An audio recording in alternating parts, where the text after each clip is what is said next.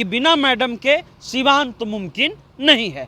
हम हैं तो क्या हम हैं, तुम ही तुम हो तो क्या तुम हो, हमारा आईना तुम हो, तुम्हारा आईना हम है। अगर दोनों अलग अलग रहे तो असर जो है वो बहुत खतरनाक होगा, ये आप समझ लीजिए। लालू यादव और मोहम्मद शहाबुद्दीन की जोड़ी थी, वैसे ही उन तेजस्वी और ओसामा की जोड़ी होगी तो बिहार से नरेंद्र मोदी को यहाँ से उखाड़ करके फेंक दिया जाए। कि अगर ये लोग इकट्ठा नहीं होते हैं तो ये दोनों, सिर्फ तेजस्वी यादव ही नहीं, मोहम्मद शहाबुद्दीन का भी परिवार, हिना साहब भी नुकसान में जाएंगी, तेजस्वी यादव भी नुकसान में जाएंगे। तो झंडा अगर गड़वाना है तो आपको हिना साहब के परिवार को लेना होगा।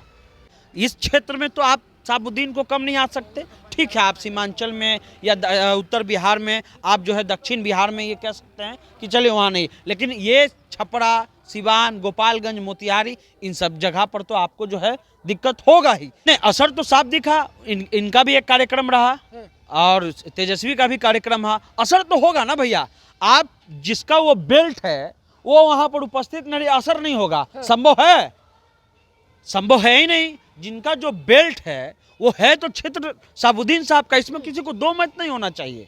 ठीक है, पूरा बिहार में आप घूम रहे हैं, लेकिन सिवान किस करवट बैठेगा वो मोहम्मद शहाबुद्दीन का परिवार तय करता है। तेजस्वी यादव जन विश्वास यात्रा पर निकले हैं। आज जन विश्वास यात्रा सिवान में पहुंचा। सिवान में यात्रा पहुंचा, उससे पहले कई कयास जो थे लगाए जा रहे थे। लोग कह रहे थे कि हिना साहब मंच पर पहुंच सकती हैं, लेकिन हिना साहब नहीं पहुंची। अगर ये नाराजगी जो आज एक तरह से नहीं पहुंचने के जरिए दिखी, अगर ये बढ़ जाती है तो तेजस्वी यादव और हिना साहब के करियर पर इसके आगे क्या होगा, दोनों को क्या प्रभाव पड़ने जा रहा है? सबसे पहले यही सवाल, उसके बाद पूछेंगे कि कार्यक्रम कैसा रहा। हाँ, क्या नहीं, वो आपने शायरी सुनी होगी कि हम हैं तो क्या हम हैं, तुम ही तुम हो तो क्या तुम हो, हमारा आईना तुम हो, तुम्हारा आईना हम है। दोनों एक दूसरे के पूरक हैं। आज इस बात से स्पष्ट पता चल गया। कार्यक्रम हिना साहब का भी था, कार्यक्रम तेजस्वी का भी था, लेकिन कार्यक्रम का जो निचोड़ था दोनों तरफ के लोगों का कि दोनों को साथ आ जाना चाहिए। हमने वहाँ जमाल हाता में भी जो है आम लोगों से बात की, उन्होंने कहा कि नहीं, दोनों को साथ आना चाहिए। और हम वहाँ भी जब बात किए तो उन्होंने भी कहा कि बिना मैडम के सिवान तो मुमकिन नहीं है। ये दोनों बात निकल करके आई है। तो ऐसे में सिर्फ शहाबुद्दीन परिवार नहीं, लालू परिवार, दोनों एक दूसरे के पूरक हैं। अगर ऐसा नहीं होता है तो इसका असर बहुत व्यापक होगा। लेकिन आम लोगों का डिमांड ये है कि दोनों परिवार राजनीतिक रूप से एक साथ आ जाए। आपने तो आज सवाल भी पूछा, आपने सवाल पूछा कि मैडम, उन्होंने कहा है कि जो द्वेष है, जो समस्याएं हैं, जो मिसअंडरस्टैंडिंग है, उसको दूर किया जाए। तो उन्होंने, मैडम ने कहा, हिना साहब ने कहा कि इसको दूर कौन करेगा, हम लोग तो छोटे लोग हैं, हम लोग का क्या मिसाद है, हम लोग का क्या है। तो उन्होंने एक तरह से अपने तरफ से भी दिया। और तेजस्वी ने मन से क्या कहा कि आइए जो पुरानी बातें हैं, जो कल्चर, पुराना कल्चर था, जो खास करके जो एरोगेंट का मामला है या कुछ भी मामला है, उसको दूर करते हैं। तो दोनों तरफ से पहल बहुत खूबसूरत हुआ है। इसको इम्प्लीमेंट कैसे किया जाए ये इंतजार रहेगा। लेकिन पहल तो हुआ, मंच पर एक साथ क्यों नहीं दिखे और क्या असर होगा? देखिए, मंच पे अगर एक साथ नहीं आए हैं तो बात वही है कि भैया दोनों में से पहल कौन करेगा। लेकिन इसका असर तब ज्यादा होगा जब दोनों अलग रहेंगे।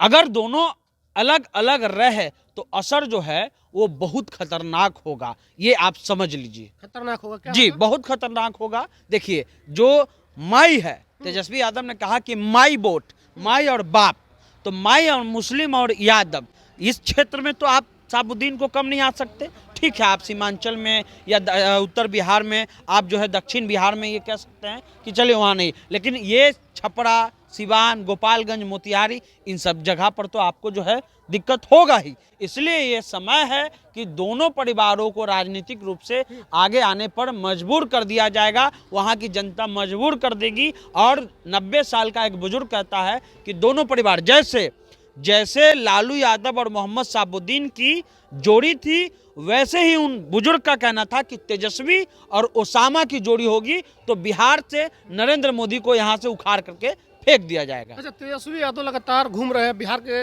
अभी तक आधा दर्जन से अधिक जिले को घूम चुके हैं। हाँ। सिवान का कार्यक्रम क्यों खास था? क्योंकि पूरे बिहार की नजर सिवान पर थी आज के प्रोग्राम। देखिए, सिवान इसलिए खास था क्योंकि सिवान शुरुआत से हाई प्रोफाइल रहा है। खास ये भी था कि भैया पहली बार कोई मंच तेजस्वी यादव जो है वो साझा कर रहे होंगे जिसमें साबुद्दीन परिवार नहीं है।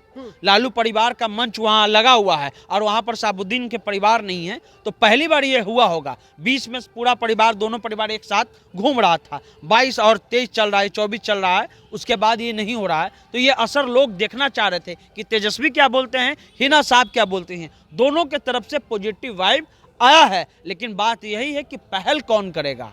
पहल जरूरी है। दूसरा चीज, गोपालगंज, सिवान में भीड़ अच्छी खासी थी, गोपालगंज में भीड़ थोड़ा कम था जनसंख्या के अनुसार या क्षेत्रफल के अनुसार। सिवान में भीड़ अच्छी आई थी, गोपालगंज में भीड़ कम था। लेकिन उनका जब हम लोग बात कर रहे थे तो उनका तर्क क्या था कि हम वोट लालटेन को देंगे, हम तेजस्वी यादव को पसंद करते हैं, लेकिन हम नाराज भी हैं।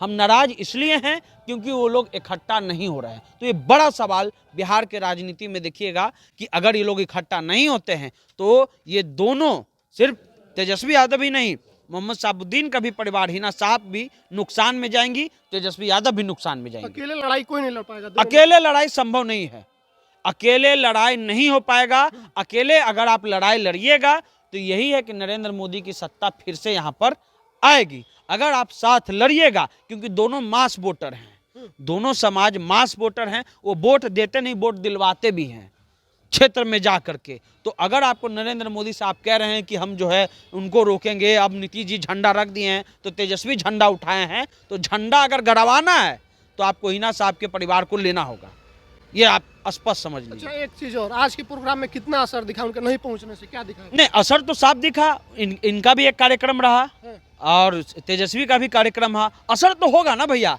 आप जिसका वो बेल्ट है वो वहां पर उपस्थित नहीं, असर नहीं होगा। संभव है?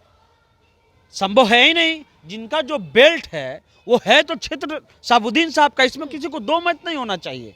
ठीक है, पूरा बिहार में आप घूम रहे हैं, लेकिन सिवान किस करवट बैठेगा वो मोहम्मद साबुद्दीन का परिवार तय करता है। तो इसलिए असर होगा, लेकिन इस असर को कम करने की पहल आज जरूर हुई है। इस पहल को अगर और अच्छे से किया जाए तो जो आने वाला चुनाव है इसमें दोनों परिवार को, और उसके साथ साथ जो ये बिहार में कह रहे हैं कि हम नरेंद्र मोदी के रथ को रोक देंगे, अगर ये दोनों इकट्ठा रहेंगे तो रथ को रोक दिया जाएगा। एक चीज़ और हम अंतिम बात ये कह देते हैं कि ये जो लड़ाई है ये घर की लड़ाई है।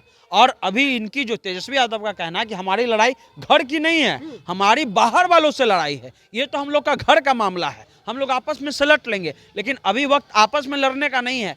अभी जो देश में जो स्थिति है, जैसा कि तेजस्वी यादव ने कहा कि चाहे वो संविधान खतरे में हो या माइनॉरिटी के साथ जो हो रहा है, उसके लिए लोगों को इकट्ठा होना पड़ेगा। ये वक्त का मांग है। वक्त का मांग 90 साल के बुजुर्ग ने भी कहा कि ये समय का मांग है, आपस में नहीं लड़ने का ये समय है, ये दूसरों से लड़ने का समय है। अच्छा, एक अंतिम सवाल ये कि आज मंच पर कई ऐसे नेता है और बाहरी लोगों ने कहा, तेजस्वी यादव ने तो नहीं कहा कि साबुद्दीन और हिना साहब की जगह फुलफिल करने की किसी लोगों के द्वारा कोशिश की गई। संभव है, संभव है भैया। आप कोई कह देगा कि हम लालू यादव का जगह फुलफिल कर देंगे, तो यादव तो ढेर नेता है, नित्यानंद राय, रामकृपाल और भी भूपेंद्र यादव और अभी मोहन यादव, कई यादव, तो वो लालू यादव का जगह फुलफिल कर देंगे। आप मंच पर बैठा दीजिएगा और आप सोचिएगा कि कोई हिना साहब से कंपेयर कर रहे हैं, ये तो बुड़बक वाला बात हो गया। क्या राजनीतिक जो है सोच है उसका। जो लड़ाई जो सचिन खेलेगा वो दूसरा खिलाड़ी नहीं ना खेलेगा जी, जो विराट खेलेगा वो दूसरा कोई नहीं ना खेलेगा, जो हेलीकॉप्टर शॉट धोनी मार देगा वो कोई और मार देगा। तो अपना अपना टेक्निक है, ये अपना स्थिति है। यहाँ सिवान में आप माइनस करके राजनीति नहीं कर सकते। चलिए, तो आज के प्रोग्राम में पहल दोनों तरफ से हुई। सिवान में तेजस्वी यादव ने भी सभा किया और हिना साहब ने भी एक सभा किया। दोनों के तरफ से कहीं ना कहीं ये बयान आया कि अब लड़ाई जो है आपसी जो है खत्म होनी चाहिए। आम लोगों ने कहा, आम लोगों से हमने जब बात की तो उनका कहना था कि आपसी लड़ाई खत्म करके दोनों को एक साथ आना चाहिए, तभी जाकर के 2024-25 फतह हो सकता है। आप क्या मानते हैं? प्रतिक्रिया कमेंट बॉक्स में। धन्यवाद।